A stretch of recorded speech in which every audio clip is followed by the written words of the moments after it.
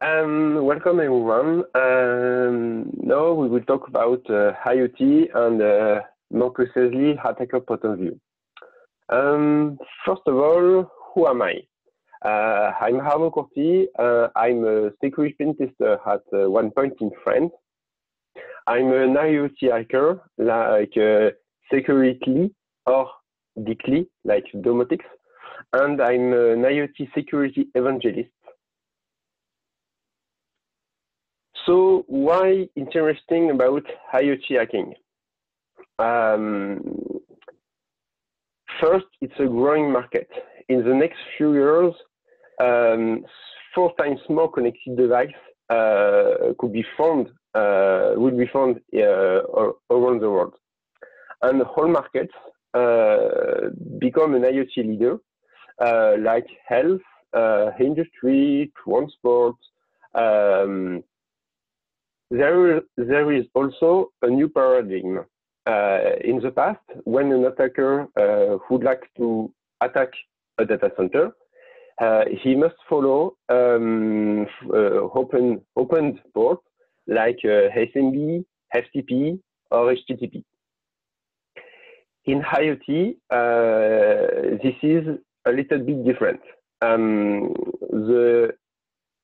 With a smartwatch example, there is an hardware port who could be accessible by the user. You have the cloud services, and you have a middleware like a smartphone application, and exchange between the smartwatch and the middleware to the cloud. So in order to bug hunting the IoT world, you can follow the OWASP Top 10 IoT. I take back the previous schema, and on the smartwatch, you may have insecure software or firmware, and also you may have poor physical security. In the middleware, you may have insecure mobile interface or insufficient security configuration. On exchange, you have insecure network services or lack of transport encryption. On the cloud, you may have insecure web interface, insufficient authentication or authorization, and insecure cloud interface. More global, you may have privacy concerns. In order to describe them, I will follow each one and describe it with a real-world example. First, about insecure web interface, you can find here an IP camera. The IP camera exposes some interface like CGI scripts. On screen CGI, you can just see what the camera stream. Rotation is to move the camera, login to be authenticated, FTP to push on the cloud captured pictures, and exposition CGI to modify the pictures. On the FTP scripts, the HTTP form is could be attacked with a remote code execution. On the code, in the password field, the attacker could just add a shell command, and when the form is valid on the camera executes the shell code. Here, to exploit this, the attacker could start a telnet daemon on the port 25 and be connected on the camera. Sometimes the connection is as boot, because the camera runs as root.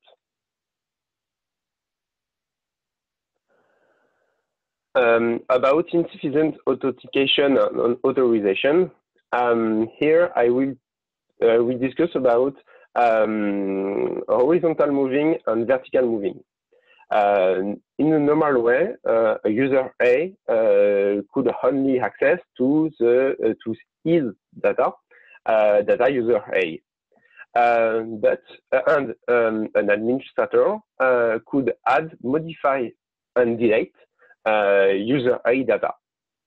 If you have no horizontal moving, the user B could access to the data user A. And if you have vertical moving, the user B could do some administrator functions like add, modify, or delete.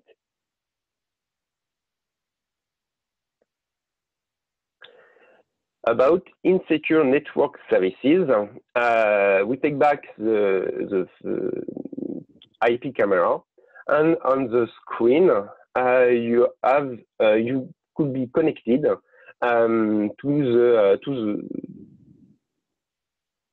the stream, the camera stream. The camera stream is a RTSP protocol, and the VLC tool could allow to an attacker to see the stream. This stream is accessible without any authentication.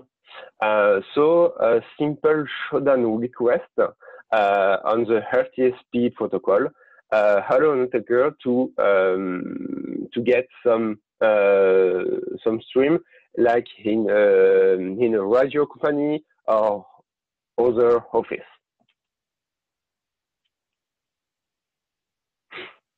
About lack of transport encryption, here we will take a smart padlock who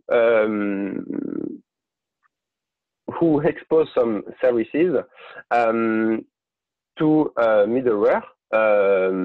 Here is a smartphone application. The smartphone application could lock and unlock the padlock. Here there is a Bluetooth connection between the padlock and the smartphone. So with the BLE, Bluetooth Low Energy protocol. So if you listen the exchange, maybe with an Bluetooth, you can see which characteristics are used and which byte are provided in each characteristic. So the 26th characteristics wake up the smart lock, and the characteristic 29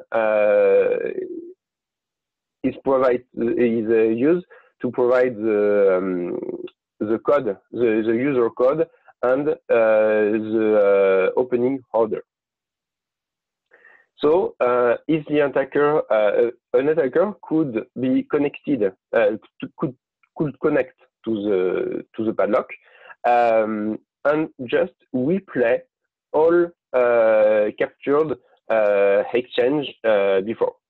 So, if I just write command on the characteristic 26 and 29, the padlock is unlocked. So you could bring the bike, for example. About privacy concerns, here I will take a public application. The application allows you to share your location with your family and friends. On the website, you can see that the service is secured and private. If you show down the application name, The application uses the MQTT protocol to push on cloud all your location each 2 minutes. So if you show down the application name, you can get the IP of MQTT broker. So by default, there is no authentication to be connect to the broker. So you can get topics like the bed level or the bedroom light or the living room light, and you have the Brian iPhone location. So this location is updated each 22 minutes, and you can just write a script to trace all location. About insecure cloud interface,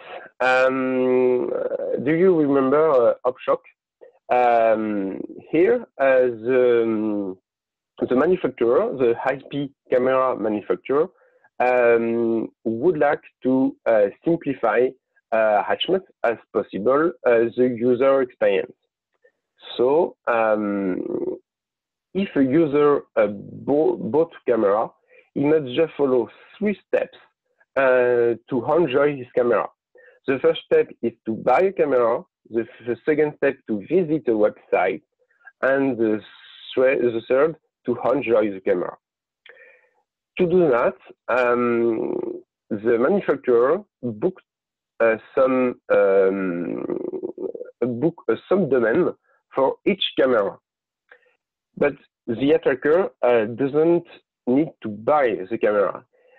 On just web market, you can see some pictures about the camera and identify which subdomain is used.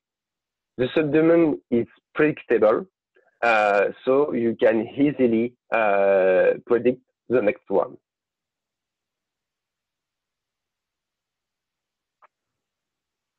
About insecure mobile interface, here some company would like to embed contactless card directly on the smartphone. To reverse engineering this protocol, you have 2 ways. The first one is to use Proxmark 3 to listen the exchange between a tag and a smartphone, or a smartphone and the reader. This is not stealthy, so you may use the second one. In this example, you have a smartphone application to emulate the NFC card. So on Android, you have the APK. This APK, you can just disassemble it with Jadix GUI. And if the code is not obfuscated, you can easily read it. So here you could see the application ID and some difficult read bytes like a special event ID. If you just listen the exchange, you can't identify that this byte is a special event ID. So with the code, you have this information. From these informations, an attacker could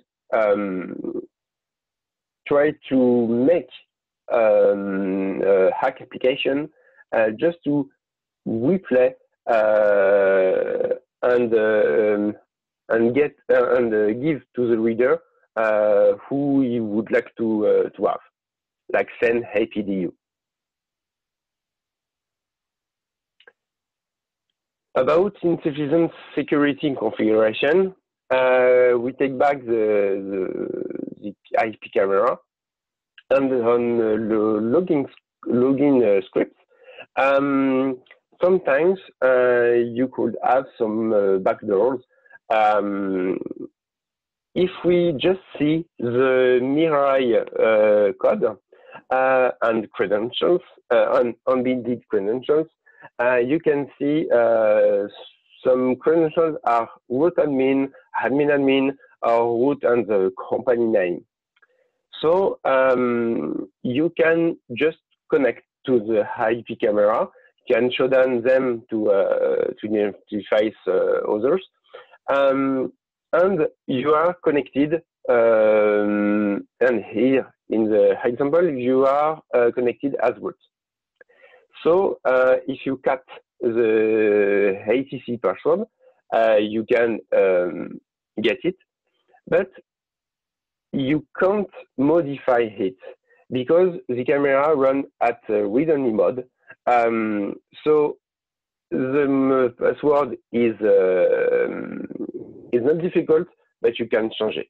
It is very easy, and you can change it.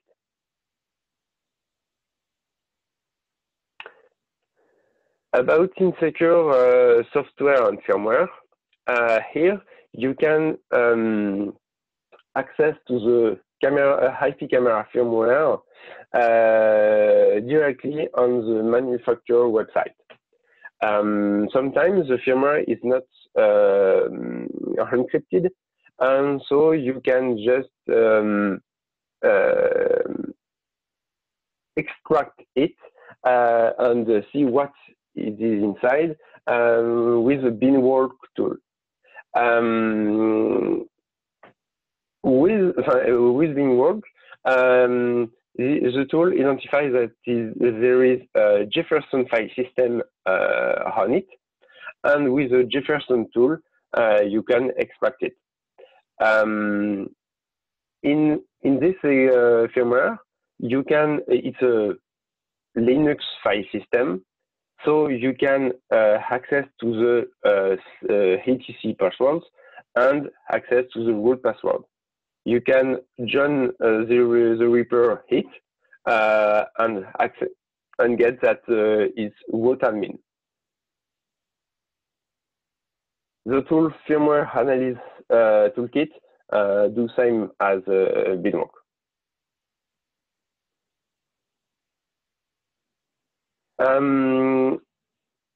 About poor physical security. In the discovering part, you can try to identify ships and communication ports. In this board, you can see there is NetMedia 328P, and also maybe a UART port with a USB here. So you can try to connect to the board. On the camera, you may have a bootloader. It's like a BIOS on computers. In this bootloader, when you are connected to it with a serial connection, maybe, you can identify some very interesting information like the flash size or versions. With version, you can identify some CVE or vulnerabilities, and with the flash size, you can try to extract and read it. So on the bootloader, there is some services like TFTP. TFTP is used on the manufacturer office to flash on the network every camera. So every camera are in a row, and they are flashed in the simultaneous. So if you can download a firmware, maybe you can upload it to a server. The TFTP here in this class, you can configure a TFTP server on your computer and configure the TFTP server directly on the camera. From the previous information, the flash size, you can try to grid it byte per byte, and you can send it to the attacker server. After extraction, you have the firmware in clear text, because it only is directly read from the memory. If you go to the manufacturer website, this firmware is encrypted. So you can just use Beanwork to extract it and get useful information. So what it will learn? If you would like to play with IoT, maybe you can challenge the OWASP IoT top 10. You may have to read some write-ups, improve yourself with open source vulnerable systems, and hack IoT device is cool, but today there is not numerous bounty hunting programs. So thank you very much for your attention, and I can answer your questions. Thank you so much for joining us today. The talk was awesome. I've tried to do a good amount of research this year myself, learning some IoT stuff. So it was a really good overview of the IoT kind of landscape. Thank you. We are monitoring Twitter once again. So if you have any questions for our speaker, you can head over to Twitter and use the hashtag #ItTakesACrowd. It looks like our schedule coming up, Arnaud, is we're going to take a quick break for lunch from 12 to 12:30 Pacific time. So for the next half hour, we'll be offline on this stream, letting everybody get a drink and some food and stuff like that. So again, thank you so much for joining us today. Without you guys, the speakers, there would be no conference, and we really appreciate your time today. And we will get the video recording up for your audience sometime this week for your IoT talk. Thank you so much for that. No problem. To let me to do that, the conference. Yeah, absolutely. Okay. All right, well, I'm going to go on mute, and you can feel free to drop off. And the viewers should just see the Bugcrowd logo now, and we'll see you guys after lunch.